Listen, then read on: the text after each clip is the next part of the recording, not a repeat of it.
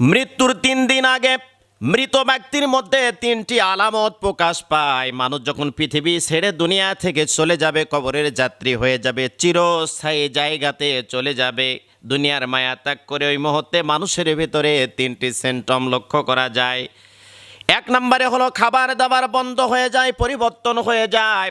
আগে কত খাবার খেত, অনেক খাবার খেত, মুখে অনেক রুচি ছিল, কিন্তু দেখা যায় মৃত্যুর আগ মুহূর্তে এসে মানুষটা যখন বুঝতে পারে আমি আর দুনিয়াতে বেঁচে থাকবো না, আস্তে আস্তে করে তার খাবারটা সংকীর্ণ হয়ে আসে। 2 নম্বরে মানুষের কথার ভিতরে ভিন্নতা দেখা যায়। আগে জুড়ে কথা বলতো, দাপট দিয়ে কথা বলতো, অহংকার দিয়ে কথা বলতো, অহংকারের সাথে কথা বলতো, কিন্তু মানুষটা দেখছে দুনিয়ার মায়া ত্যাগ করে চলে যাব, মানুষের কথার ভয়েসটা আস্তে আস্তে নর্মাল হতে শুরু করে।